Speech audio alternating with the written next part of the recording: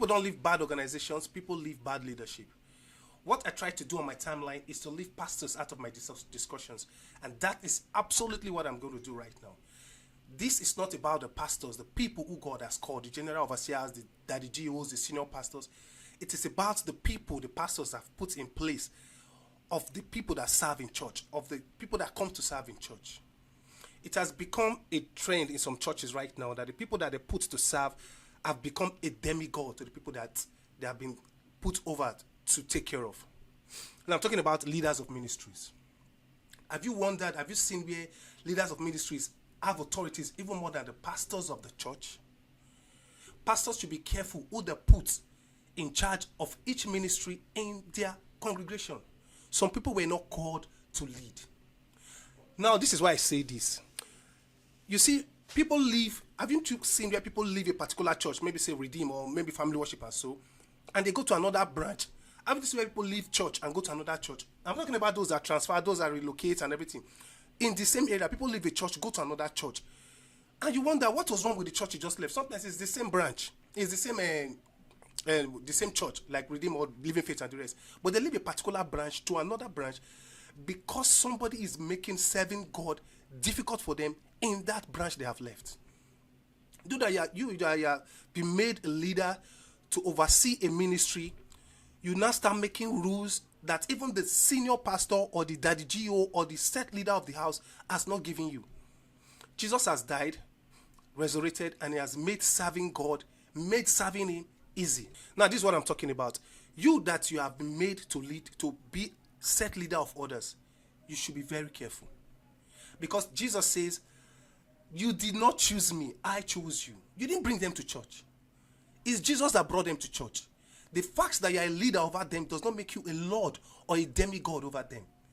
You people make rules so difficult. If you don't come for meeting, you can't serve. If you don't come for this, you can't do this. If you don't pay this, you can't do this. Is the pastor of the church giving you that condition? If God gives you condition, will you stand? You're overseeing a ministry and you give everybody under you conditions. Conditions that even the senior pastor or the daddy GO or the overall pastor does not give the members of the church. Because you are leading a ministry, you start giving people, you must. If God gives you a condition, will you stand? Will you stand? That is the question. Will you stand if God gives you a condition? Understand that it is Jesus that has chosen them. The fact that you have made a leader over them does not make you a God over. You didn't bring them to church. It is not possible that there's a head of a ministry that it was the one that got everybody in that ministry saved. It's not possible. You might get one or two people saved. You might get one or two people to church. Even if you're the one that got all of them saved, now your salvation. Are you the owner of the salvation? Is it your save? Now you're saved. Is it your salvation? Why do you punish people? Why? Why do you make, some of you say, if you don't want this ministry, go to another ministry. If you don't want this church, go to another church. Something the senior pastor or the head pastor of that church will not say to members. The pastor is there fasting, praying, doing meetings, kabashing, doing different things for church growth. And members come and you frustrate them to serve and you frustrate them to go to other ministries. Some of them just want to be maybe in intercessory because they love praying. Some of them want to be in media because they don't want to learn a skill. You frustrate them, they go to another ministry that they don't like because they just want to serve. Why do you make life difficult for people that you hate? Why? Another thing you need to understand is these people are volunteers. They are volunteers. Go and check the meaning of volunteers. They are volunteers. Volunteers are people that come to render their services, their talent, free of charge, at their own convenience, free of charge. You don't punish a volunteer. You don't. Get that straight. You don't pay them, so you don't punish them. You cannot punish who you don't pay. You can punish your staff in the office. You can punish your employee because you pay them. So when they don't come to work, the time that they have taken from you, the money they have taken from you while they were not at work, you can punish them. You can suspend them. You can fire them. You can do different things. Not they should not go on leave. You can, because you pay them. You don't pay volunteers. You have no right to punish them. If God punishes you, will you stand? If the child does not come for me to you punish them. You cannot punish who you do not pay. When you see them, appreciate them. When you don't see them, leave them alone. Leave them alone. If you cannot do a follow-up to know why this person is not in church or why that person didn't come to church, please leave them alone. Don't make it so difficult that when they now come, you now make hell, so you give them hair back to back. As if you are a hair boy. They are volunteers, for crying out loud. They are not your staff. And like I said, Jesus chose them, not you. Don't punish a volunteer because you didn't bring them to church. They are not your staff. Somebody is volunteering to sing in the worship team. Somebody is volunteering to do media. Somebody is volunteering to be in intercessory to pray for the ministry. Somebody has volunteered to be in the missions. Because the person does not come for one meeting, you punish the person. Because you are in authority. And the anointing, like I said, the church leadership does not know about these things. Because they have so trusted you to take charge of these things while they face ministry, and yet you become a demigod. If God gives you condition, will you stand? You should understand that people have different gifts and talents. You should understand that. Everybody cannot serve in the same capacity. Let me use the media unit for example. Not everybody wants to be on camera. Some people, they are gifted in connecting cables. Some people are gifted in color grading. Like on Sunday in my church, at 10 Family Worship Center, on Sunday in my church, for example, I saw somebody that was going to prepare tea for the for the worship team. That after service they are going to take tea. And I think the Sunday before that they did something like that. And I'm thinking, that person, why they are inside church ministry, somebody is preparing tea for them. That person is still one of them. What? Because not everybody will sing. If everybody sings, who will prepare tea? If everybody sings, who will prepare tea? If everybody is carrying camera, who will connect cables? Who will be with the mixer? So understand that people have different gifts. You cannot force everybody that you must pray. See, the Bible says to some he has called to be pastors, some apostles, some evangelists, and some what? Teachers, for the equipping of the saints. Some are teachers. Some have the gift to teach. There are some people in intercessory ministry that they know the Bible very well, but they cannot come to front of church and be praying. So what do you use those people for? You help them to dissect the Bible during your meetings. You must not put them in front of the church to pray.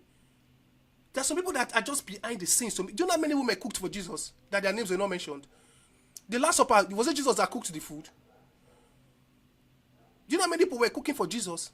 But their ministry, while disciples were following Jesus from city to cities, performing miracles by the hand of the Holy Spirit. Sorry for the code. Going from places to places, there was another man that was doing business on the corridors of power. So that when Jesus died, that man came forward to buy a tomb to bury Jesus. And that was why, and you know the story, he resurrected. If there was no tomb, Jesus would have broken the ground because death could not have heard him. Death could not. So if they had dug the ground to bury Jesus, if a break and come out, death for no fuel. But God brought somebody. So if the man was with the disciples, who will not pay for the tomb? Because the disciples, no matter the amount of money they had, they could not go and meet the government to say they want to collect the body of Jesus and buy a tomb to put him. Because they ran away, they were scared of their life. So it was not about the money this time around. Even if it was about the money, did they have that money? Even if they had that money, they ran for their life. It was only John that stood with Jesus at the cross. So in that time, who would have paid for his tomb? Because there was somebody else. Everybody, one plants, one water rates, understand that these volunteers have different gifts. You cannot force all of them to do the same thing. You cannot force everybody to sing.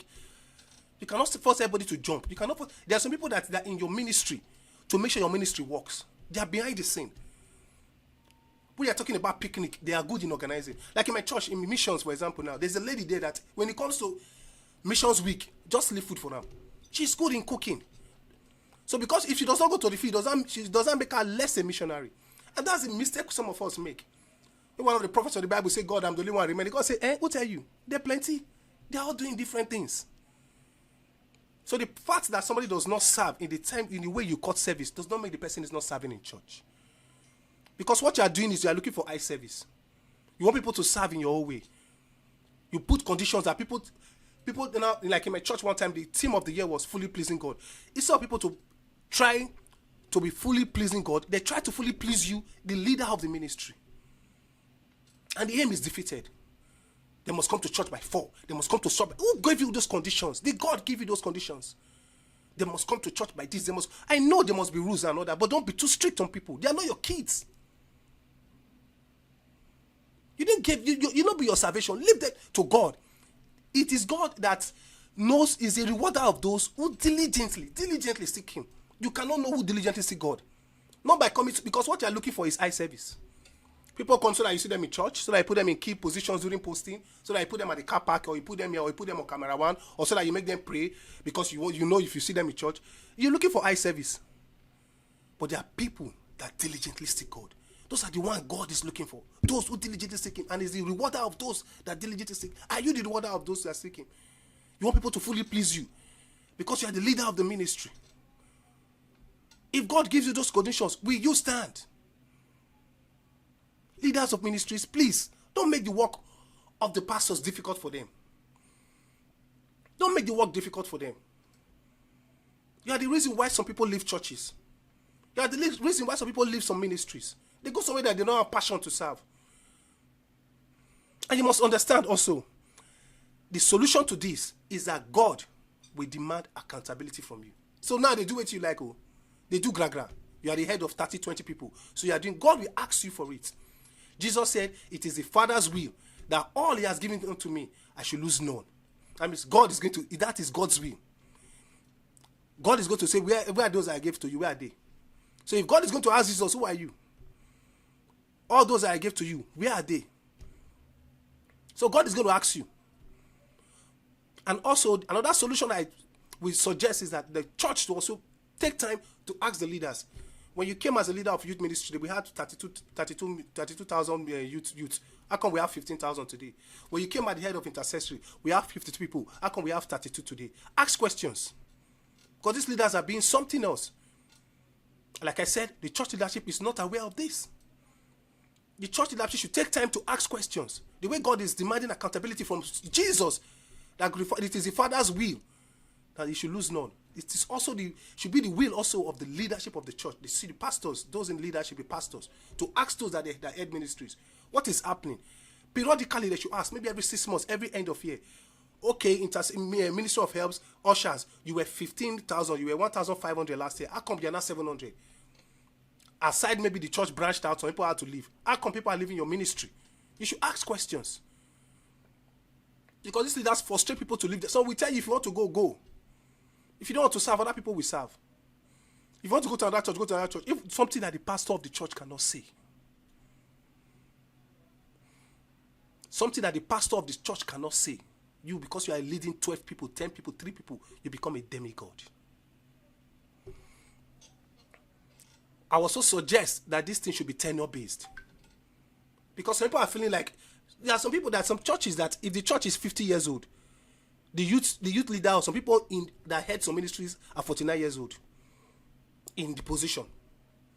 Some people are as old in position as the church itself. It shouldn't be like that because they become so untouchable.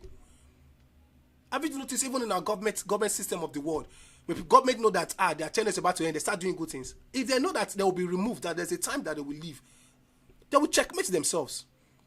Because they know that power will rotate. It's either you make the thing tenure based or you rotate this thing. They are not the only ones that have the gift to lead. To lead. Take note, it is the pastor of the church that God has called, not those that head ministries.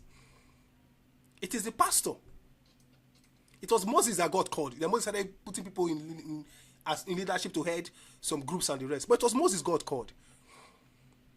So it's you, the pastor God has called. You can change anybody. You cannot be changed. Yes, we know God has called you to lead. But heads of ministry should change them. I don't understand. Why can't it be periodically? Why can one person just be the leader of a youth ministry for 15 years? Is it his father's house? Is it his birthright?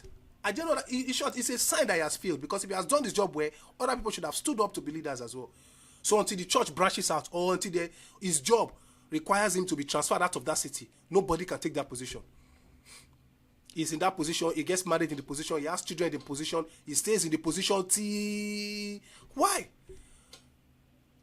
And then some people, sometimes, for example, now government, in any society, if the government is bad, people just endure, okay, for 4 years, for 5 years, for 8 years. But this one, nobody can endure because they don't know when the person will leave. So that's why they just leave the church. If people know that, okay, this guy's tenure will finish in 3 years, they will enjoy and stay in the church. They will enjoy and stay in the ministry. But when they know that this thing is going to be like, nobody knows. This guy might be the leader for the next 15 years. They will just, because for their sanity, for their health, for sound mind, they will just leave the ministry for the person or leave the church for the person. And some of you are so wicked. If somebody leaves the ministry, goes to another ministry, you will follow him to that ministry to go and frustrate him. Or if the person leaves that same branch, goes to another branch of the same church, you will follow him to that branch and go and frustrate, to tell them not, you tell the leader of that same unit not to allow the person to serve. Why? So somebody is intercessory, is not a good terms with the leader, he leaves, you will follow him to the next intercessory branch and tell them not to allow him to serve. If God follow you, you don't go like him. leaders of ministries, be careful. Be careful. They are becoming demigod. Things that the pastors of the church don't do. That's what you do. You make life difficult for people. You make life difficult. You are the reason some people leave churches. You are one of the reasons people leave churches. Now your papa church.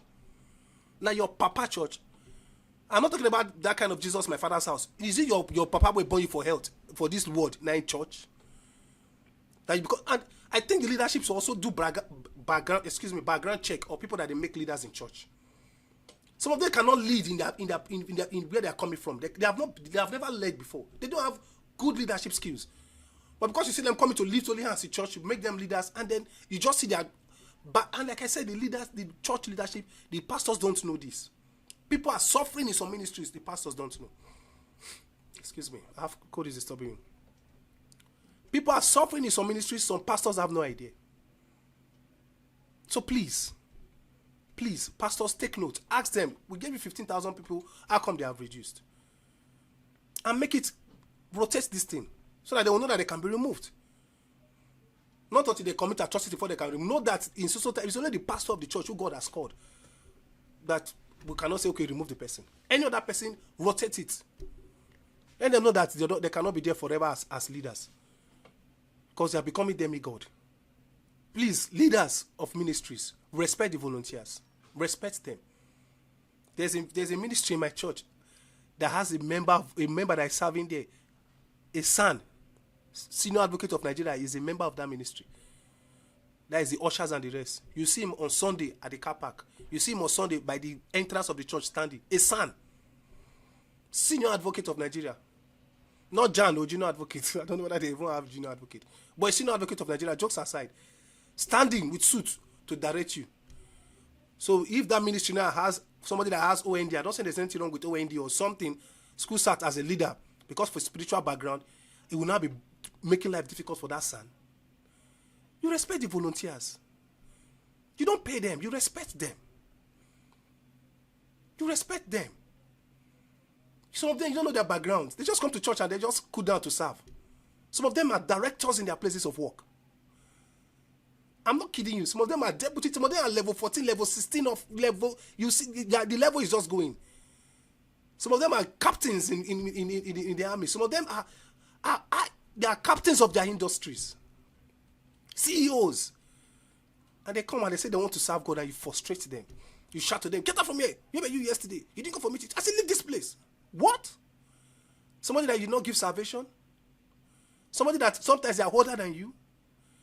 Because you have been made a leader, nobody can talk to you. Hey. Respect yourself. Oh. Respect yourself. Before you, there was a church, and after you, the church will still live on. Respect the volunteers. They are not your slaves. They are not your staff, even if they were your staff. Even if they were your staff. So please, let's create sanity in the house of God. Let's make worship easy for people that come to church. The fact that you lead a certain group of people does not make you a demigod. Don't make the work of the ministry of the pastors difficult for them. You are the reason why some people leave churches. Change your ways.